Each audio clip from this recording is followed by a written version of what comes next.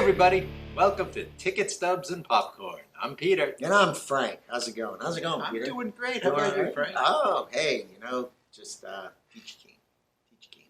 Today, Peachy Keen, there we go. Peachy Keen. Today's Super featured duper. performer is the late, great, recently departed William Hurt. William Hurt. We didn't pick his name out of No, we just decided we'll go with him because it was so recent. Because it was so recent. That's really too bad. It was quite a loss. So that's and we have the results of our Oscar picks. So how our little Ticket Stubs and Popcorn blind Oscar predictions went. So we'll go over that at the end, and so we'll do that. Okay. So we'll save that. All right. So why don't you start off with William Hurt? Boy, I'm going to start with William Hurt. Okay. William Hurt, wonderful actor. I know that he had in the past described himself as a character actor trapped in the body of a leading man. He was a good-looking man, so he felt that he could be typecasted in certain ways that he didn't want to be typecasted toward. And you know who also has that problem? Steve Buscemi. He does. And kudos to Steve's dentist. Yeah, him along with what was that guy's name? Chiavelli. Oh yeah, Tony. Anthony. I forget what he used now. Married what to his name was. What Agnes name he DePesto, who was in. That was her character. I was going to say Agnes DePesto. That's her Moonlighting. name. So, and that's terrible that I can't remember it anyway. So go ahead, William Hurt, your first pick. William Hurt. William Hurt. I'm gonna start off earlier in his career. This is the one, as far as I know of, is his Academy Award-winning performance. This goes back a bit. Kiss of the Spiderboy. Okay. Wonderful movie. Kind of turns around on itself. Plays some mind games. He's Molina. He is a prisoner in a South American jail. It's been a little while since I've seen this one, but his cellmate is Raul Julia, and they're in there for different reasons. They both feel that they could be political prisoners, but Raul Julia's character is definitely a political prisoner, and so the government, the repressive government, is using William Hurt character, just another oppressed Molina. Right? Yeah. Luis Molina, I think is what his name is. And Molina, the William Hurt character, we start to find out that that the government is using him to maybe get more info on the clandestine group that the Raul Julia character was arrested from, as being a leader or being a mastermind sort of thing, having the connection. And so it's just a wonderful portrayal of the William Hurt character, a homosexual man who's jailed, most likely and only for that crime, being a homosexual at the time period. And I think there's like a rape charge or something, or whatever. And so that's why he's in the prison. But they're using him to try to get info on him. So he spends wonderful moments, if you can call it that. He spends these wonderful moments spinning tales and telling stories to try to keep the spirits up of his cellmate, so he can kind of ingratiate himself to try to become maybe more trusted, and so maybe the other fellow will let his guard down and give him info that could help the government. So that's just a wonderful thing. That turns around a lot on itself. There's other stuff going on. So that's a great performance. Really kind of signaled, although he had been in some other movies like Altered States and things like that one. Wonderful. He definitely started catching your eye. Big Chill, things like that one, and then this one opens it up. His next performance that I like, my second pick, Broadcast News. Oh yeah. And if you haven't seen Broadcast That's News, such a people, great movie. yeah, That was it's got it's not one of mine. It's, okay. It was like fourth or fifth. Yeah, it's got 3 very, very wonderful performances, strong performances. It's a great little triangle, but it also gives you this slice of life within the news / entertainment field, because sometimes, it's kind of hard to tell. And the 3 parts of the triangle, Holly Hunter and Albert Brooks, and Albert Brooks is very good, despite the fact that we always want to laugh when we see Albert Brooks. Not so much in this movie, but he's still a humorous person. They are very, very just driven for news and news content, and there might be something else on the William Hurt character's side that's maybe not as driven, just straight news, and that kind of turns off Albert Brooks a little bit, but he still helps him, and they all kind of try to help each other. But so sometimes they think, oh, is the William Hurt character, the Tom character, is he selling? Is he doing something more? Is he faking some of this? And that one is a wonderful, just a slice of life behind the scenes, if you will, for TV journalism. What I love about it is like it's like cynical about infotainment, as it were. Exactly. What was that movie? 1987 or something like that. Something like that. 86. So 87. that still permeates today. It does. You watch the news and you wonder how much of it is just straight bullshit. Why did they just come up with this now? Right. Yeah. Why is this news? Right. Yeah. So great movie. It's wonderful. And then, of course, as you can imagine, if you haven't seen the movie, it's got these 3 people. So there's also a romantic frustration sort of triangle involved with the newsmaking part and the news, reporting part of it. So wonderful thing. Yeah. And William Hurt's great in it, because there's a time where he seems just, very sincere, but then we start to see a little more. Is he just kind of climb the ladder? They're all trying to, in a way, but he might be doing something different to get him up further in that ladder within the business. So wonderful. Those are first 2 picks. My third one, completely different. Mr. Brooks. He plays a character named Marsh. This movie is so weird. This movie is another one. If you haven't seen this one, see this one. It's as an entire piece. It can be a little uneven. It can be a little frustrating, maybe, but Kevin Costner gives a great performance. But to me, what really comes out, really shines, is William Hurt. So disturbingly playful. Yeah. It's so weird. So weird. He is essentially, and I'm not sure if I'm going to get my Freudian psychology terms right. I want to say that William Hurt represents the id, like the pleasure-seeking sort of part of the personality. He's that devil on his shoulder.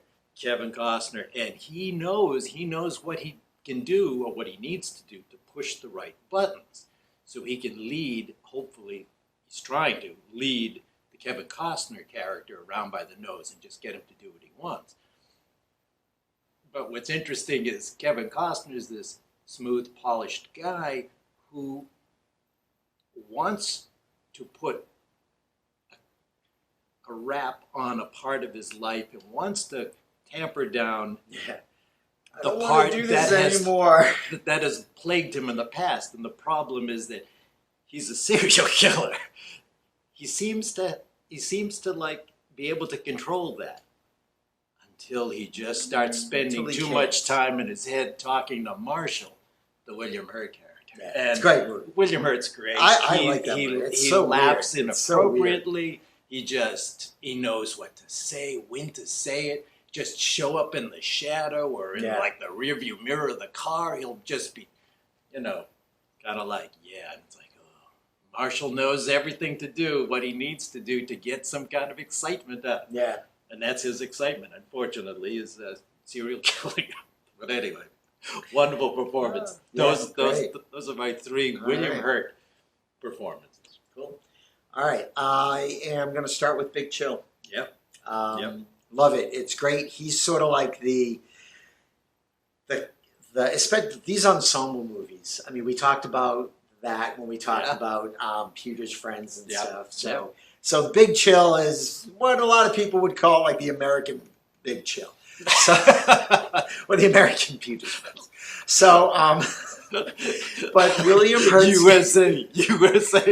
William Hurt's character, despite again an amazing collaboration with Kevin Costner. Wonderful. So, I forgot about that. Right. That connection. You're right. He's in there. Briefly. He's the solid the grown up friend among all the other weird friends among them, and I just really dig that that sort of like everybody is sort of looks to him in one way or another to be the emotional center. Some are a little like take like want to knock him down a peg from his little podium or whatever, or his God, what's the word I'm looking for? Anyway, you get my point. Knock him off his pedestal. That's the P word. Good enough. So, but I just really like him in that because again, he is very just like solid and dependable, and I absolutely love him in that. And if you're of a certain age, you've probably already seen it. But if you are of a certain age, or maybe even a younger generation, there are some songs in this incredibly near perfect soundtrack. Yeah, the soundtrack is definitely perfect. It really is. It's one of those movies that where the soundtrack just it's like the perfect soundtrack for the movie. I think that the only other place where I would say it's just like you can reliably depend on a soundtrack to fit the movie is like something by Quentin Tarantino, especially Tarantino's early possibly stuff. Martin Scorsese. He also does a really good Goodfellas, job. Maybe that's a good sound. Yeah, but So, and The Departed is a great soundtrack too. Yeah. So yeah. My next one would be William Hurt in the MCU universe. Sure. Because he's his character Ross he could be like so blown up because he's so like he's this authority figure that's trying to rein in these near gods. They don't need to listen to him, but he's like a government. Yeah. And he could be like almost like a cartoonish kind of, almost like the harried, police captain, and anybody. I'm just gonna tell you now, not today. But he's got that authority, and it's not overplayed. Yeah. It is.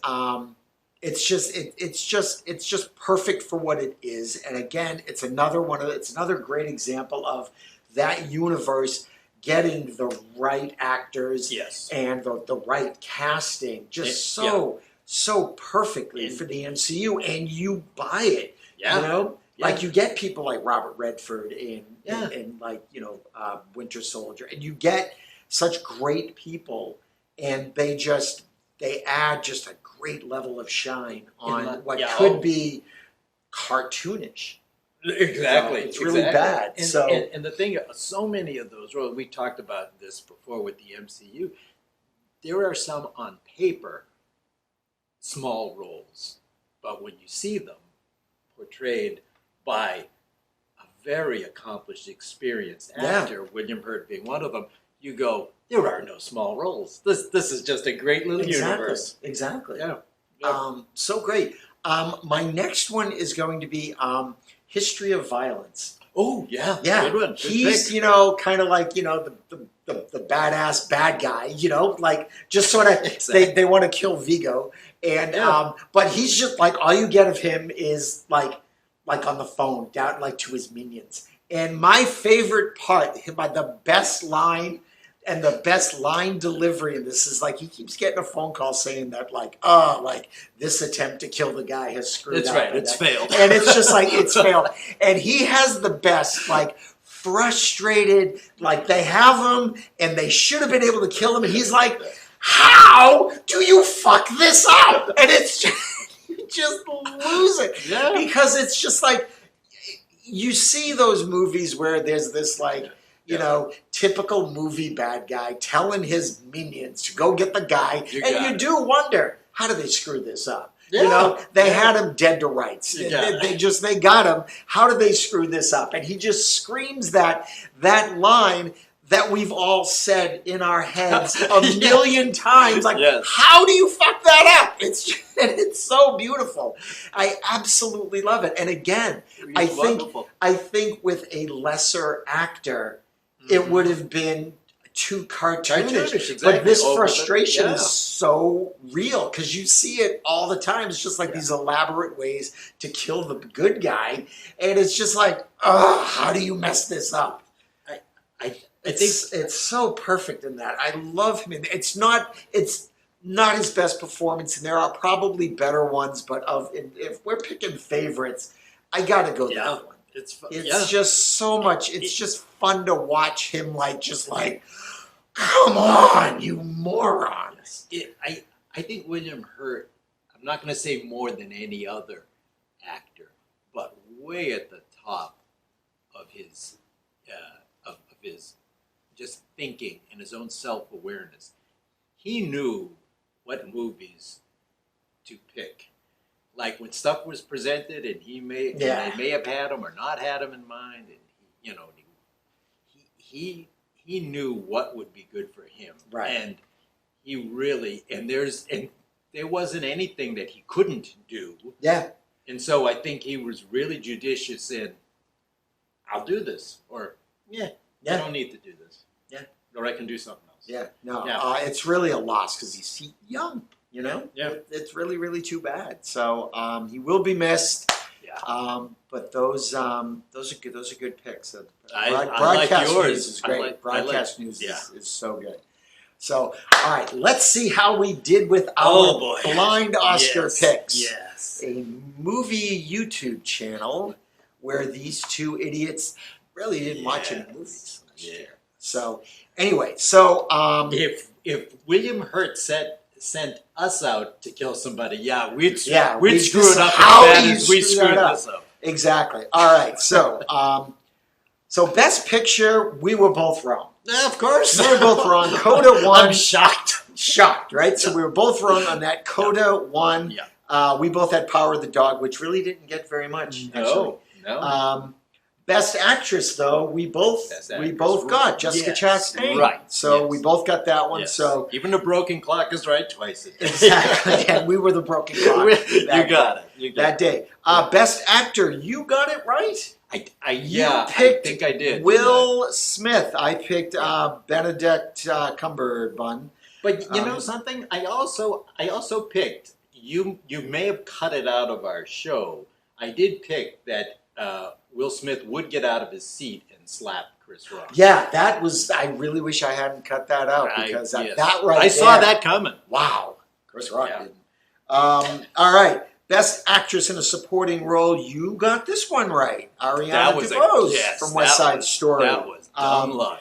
I had picked Kirsten Dunst in Power of the Dog, so you got that one. And Peter, the next one you also had from Coda for Best Supporting Actor. Troy Kotsur. Good there. You did a nice job there. I probably tailed off those soon after this. You're kicking my ass there. Animated feature we both had Encanto. Oh, right. So cinematography went to Dune, that movie that you refused to watch, that movie that I'm upset I watched because it was terrible. You had Power of the Dog. I had Tragedy of Macbeth. Which is a tragedy because we both got that wrong. Right. Okay. Costume design, I got right with Cruella. Oh, good for you. Which, Good. yeah, Very for good. Cruella. I enjoyed that movie. Yeah. Best Well, director. It's good to see something that I'm not positive, but I'm kind of guessing that may have been the only nomination for the movie Cruella. I'm not Maybe. seeing much And else. it's in here nice for to know. Cruella, Okay, so. Yeah, it I just didn't have really, many nominations. Yeah, and it won. So did some really that's cool nice. things with, and I got to tell you, I kind of liked the movie. It was a little long, but I thought the payoff was fun. So in this sort of thing we're doing about trying to make villains seem Yes, kind of more human, sympathetic and sympathetic stuff and like understand. that. So. Yes. Best director went to Jane Campion. We were both right on that one. Yeah, I think that was a So that was slam cool. dunk going in, yeah.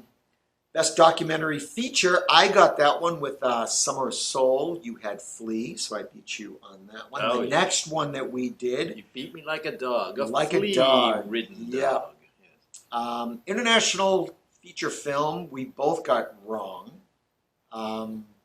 It was Drive My Car is what won. I had Okay. Flea, you had Lunana. The Bhutanese classic. Was Yes. that the one I went with? Right, Yes. exactly. The next one, we didn't pick all of them. We just picked a few out of the normal ones. So best original song, I got right with No Time to Die. My girl Billie Eilish Oh, got good, that good. one. Went to the Windshield Wiper.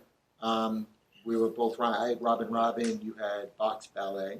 Oh, okay. I do remember picking that title, but I couldn't have told you what it was until you said it. Right. Short film, live action. You had The Dress. I had On My Mind, and the winner was Long Goodbye. So we were both wrong on that one. So, yes. and then we did Best Original Screenplay. I had Licorice Pizza. You had Worst Person in the World. Okay. And the winner was Belfast. So Sure. if you were keeping count, if you're still watching, we both had 6 correct. Oh, 6 correct. 6 correct. That's a But you tie. get the edge because, again, you predicted that Will Smith Will would Smith slap would Chris Rock. slap him. Yeah. So there's that. So that was our Oscars. We will endeavor to see more movies in 2022 so that we will have our not blind predictions for next year. I there we think go. I think one of the few winners was we have a viewer/listener, Zoe, who enjoyed the shirtless look that Timothy Chalamet wore that evening. yeah. So besides her excitement over that one, I don't know who really won. Well, no, I also think that it's really interesting because Chalamet in French is actually it means forgot my shirt. Exactly, it's at the cleaners. Yeah, right. So that was good. Do we have a bucket We handy do, that we can? It's usually over there. God, It's been Damn so it. long. Corky messed up again. We're gonna have to cut right about here. No. I don't know where it is. Just we don't know where. You know what? Let's just call an audible here. Let's do Liam Neeson next time. No. Really? Let's just do. We're gonna do Liam Neeson next time. We're doing Liam Neeson. We're gonna do next. Liam Neeson next time. Okay. So that's what we'll do. So Liam that Neeson Corky. next time, folks. Corky is fired. We will be taking applications for a new intern. Anybody. Really, anybody. All you have to do is not forget to have the bucket within arm's reach. It's a very simple job. So, so that's it. Thanks for watching. Thanks for listening to the podcast. And hope everyone's doing well. Bye-bye. Take care.